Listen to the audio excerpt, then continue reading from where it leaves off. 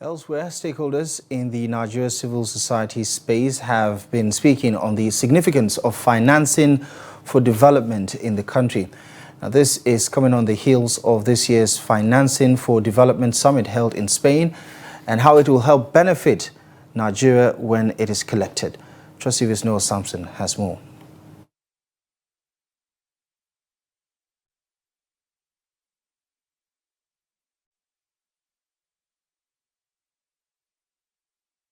The Financing for Development (FFD) process, initiated in 2002, was created to mobilize resources and foster a comprehensive approach to financing sustainable development. The FFD process seeks to align financing flows and policies with economic, social, and environmental priorities, ensuring that resources are effectively utilized to achieve the Sustainable Development Goals (SDGs), with this year's summit holding in Spain. This initiative emerged as a critical response to the growing recognition that development efforts require not just aid, but a broader mobilization of domestic and international public and private resources.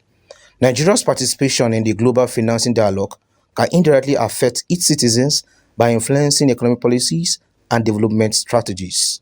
So we speak in one voice. How can we also inform government policy and their position as they go to Europe next month? But when we come back and when we are able to access some of this financial instrument, either credit, grant or loan, how do we ensure that, beyond the shrinking civic space? Because again, it's clamped down on media, on civil society, but how do we collectively ensure that we hold them to account on the utilization of these funds? We have gaps in financing health. We have gaps in financing education. We have gaps in financing, or providing water. We have gaps in climate justice. We have gaps in our security architecture. And this conference is meant to look at those gaps and to see what, we can do as a nation in order to provide enabling resources. The focus is around 4 key areas: illicit financial flows, debt sustainability, climate action, and infrastructure. And for us in Nigeria, these 4 themes actually quite sit squarely within our developmental challenges.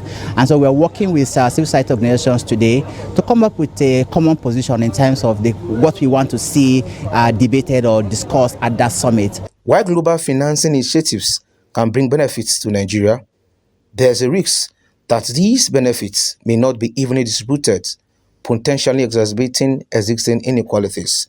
Stakeholders also spoke on how these inequalities can be addressed. I think first is to raise awareness for Nigerians to understand the importance of this conversation, the dialogues that is happening, and the negotiation that would happen in Europe. And most importantly, when we come back, how much money have we been able to attract? Because this government is also leading a lot of initiatives to attract FDA. How much money has been attracted and for what purposes and what are the timelines? It's to ensure that corruption is actually dealt with, because most at times when you appropriate resources, the money is not utilized properly or is not even accounted for. Secondly, you need to block the leakages. The illicit financial flow in Nigeria is ridiculous. Financing for development, either in any form that it comes, either as loan or as aid, need to be more targeted. And that's why we are also calling the National Assembly to also make it a public do a public consultation when those kinds of aids and loans are collected. Financing for Development process is a comprehensive and evolving framework aimed at ensuring that adequate and sustainable financing is available to support the achievement of the Sustainable Development Goals and other global development priorities. Nuel, Samson, Trust TV News, Abuja.